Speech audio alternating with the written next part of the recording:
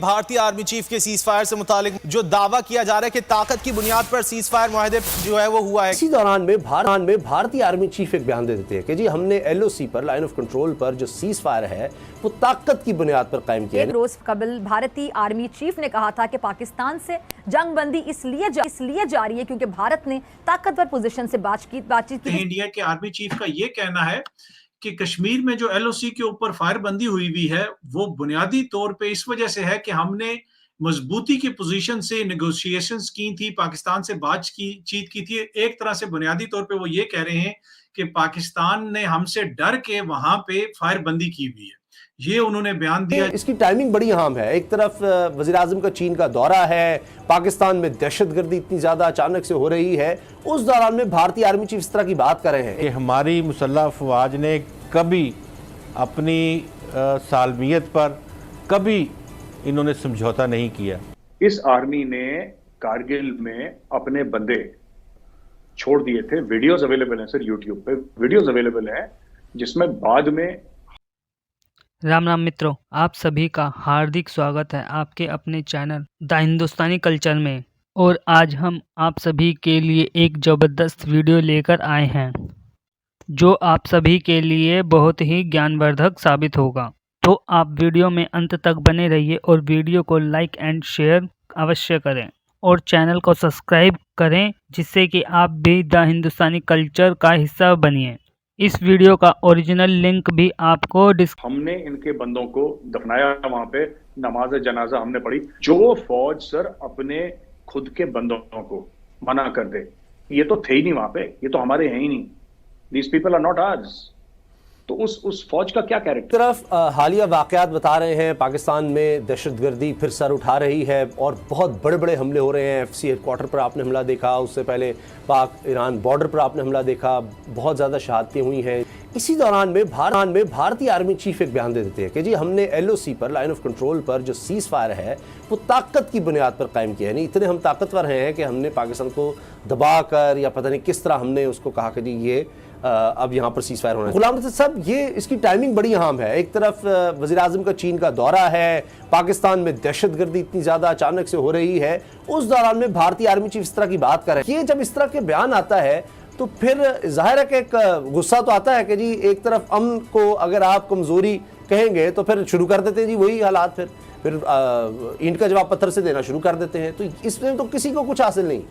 बात यह है कि आप हिंदुस्तान, हम जानते हैं कि आप हमसे बड़ा मुल्क हैं, आपका बजट हमसे दफाई बहुत ज़्यादा है। क्या पूरी दुनिया को नहीं पता कि पाकिस्तान पुरअमन मुल्क है, पाकिस्तान इनसे ताल्लुकात अच्छे रखना चाहता है। इसलिए हमने तो स्कूल से ले के आज तक कुछ और हमारे पढ़ा ही नहीं, कुछ देखा ही नहीं, हमें सिवाय भारत की दुश्मनी के और कुछ नज़र ही नहीं आता कि हम जब भी देखते हैं, जिस तरफ भी देखते हैं तो हमें भारत हमारे खिलाफ चाले चलता हुआ नज़र आता है। तो बचपन से लेके जब होश में संभालता है और आगे अपनी ज़िंदगी बनाता है, हर शहरी को पता है कि भारत हमारे साथ क्या सलूक करता रहा है, दुनिया में भी और पाकिस्तान की सरहदों पर भी। लेकिन अल्हम्दुलिल्लाह पाकिस्तान अपनी सरहदों का दिफा मुकम्मल तौर पे मजबूती के साथ करता आ रहा है। भारतीय मीडिया की रिपोर्ट के मुताबिक एक रोज कबल भारतीय आर्मी चीफ ने कहा था कि पाकिस्तान से जंगबंदी इसलिए जारी है क्योंकि भारत ने ताकतवर पोजीशन से बातचीत की थी। इस पर रद्दअमल देते हुए आज पाक फौज के तर्जुमान मेजर जनरल बाबर इफ्तिखार ने एक बयान में कहा कि भारतीय आर्मी चीफ का यह दावा कि लाइन ऑफ कंट्रोल पर जंगबंदी इसलिए है कि उन्होंने ताकतवर पोजीशन से बातचीत की थी, वाज़ेह तौर पर गुमराह कुन है। उन्होंने मजीद कहा कि किसी को जंगबंदी को अपनी ताकत और दूसरे की कमजोरी समझने की गलती नहीं करनी चाहिए। अच्छा, दूसरी जानिब सेनेट की कायमा कमेटी बराए दाखिला के इजलास में वज़ीर दाखिला ने बताया कि कलअदम तहरीक तालिबान पाकिस्तान के साथ मुज़ाकरात आगे नहीं बढ़ सकते। कलअदम तंजीम ने जो शराइत रखी थी वो काबिल कबूल नहीं थी, जबकि सीज फायर कलअदम तंजीम ने खुद ख़त्म किया। उन्होंने मजीद ये कहा कि अब फिर हमारा वफ़द बातचीत के लिए गया है मगर इत्तलात कामयाब नहीं होंगे। अब कलअदम TTP से जंग होगी, इसके अलावा कोई रास्ता नहीं। पहली खबर है, इंडियन आर्मी चीफ ने एलओसी कश्मीर के हवाले से पाकिस्तान के मुतालिक कोई बयान दिया है, उसके ऊपर पाकिस्तान आर्मी की जानिब से रद्द-ए-अमल भी आया है।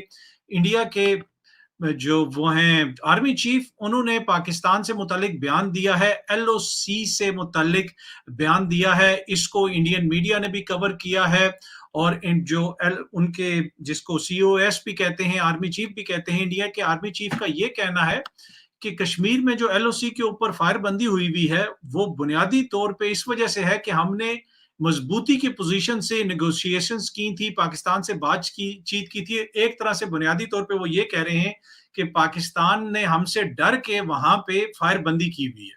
ये उन्होंने बयान दिया। जब उनकी जानिब से ये बयान आया तो फिर पाकिस्तान आर्मी का भी रद्द-ए-अमल आया। जनरल बाबर इफ्तिखार जो ISPR के DG हैं और ISPR की तरफ से फिर इस हवाले से एक बयान जारी किया गया और उसमें पाकिस्तान आर्मी का जो मौकिफ है, उन्होंने ये कहा कि भारतीय आर्मी चीफ ने जो बयान दिया है LOC के हवाले से वो इंतहाई गैर जिम्मेदाराना है।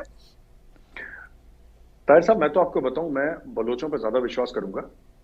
मैं बता पाकिस्तानी फौज पे it's not a trustworthy army sir.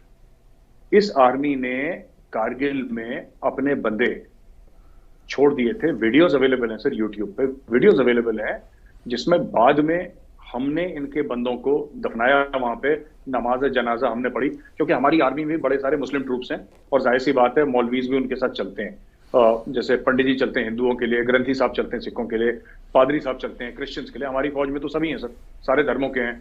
और वो लामा भी चलते हैं सर, बुद्धिस्ट भी हमारी फौज में। तो सबके सब धर्म के साथ। तो हमारे जो मौलवी थे उन्होंने नमाज जनाजा पढ़ा है सर पाकिस्तानी सोल्जर्स के लिए। तो जो फौज सर अपने खुद के बंदों को मना कर दे, ये तो थे ही नहीं वहां पे, ये तो हमारे हैं ही नहीं।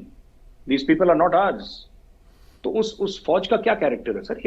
ये तो झूठ बोल रहे हैं। मैं ये नहीं कह रहा सर 100 मरे 200 मरे, मुझे नहीं पता कितने मरे, right? But I would rather believe the Baloch then believe Pakistan army, because Pakistani army का जो माजी है उसमें सिर्फ झूठ है सर। अच्छा, दूसरी ये चीज है कि अगर इनको ये लगता है कि इंडिया में इतना पावर है कि पाकिस्तान को हिला के रख दे सिर्फ एक फोन कॉल पे, तो फिर मुझे लगता है डर अच्छा है सर। ये डर, इस वहम को हमें दूर नहीं करना चाहिए, इस भरम को दूर नहीं करना चाहिए। ये बने रहने दीजिए, अच्छा है sir, let it be. If they are afraid of India, let them be afraid. Sir देखिए, मैं एक बात बताऊं, पाकिस्तान अगर कश्मीर में टेररिज्म सपोर्ट करता है, जो कि करता है, Pakistan has got nothing to lose. आप देखिए ना, पाकिस्तान के पास कुछ है थोड़ा ना हारने के लिए।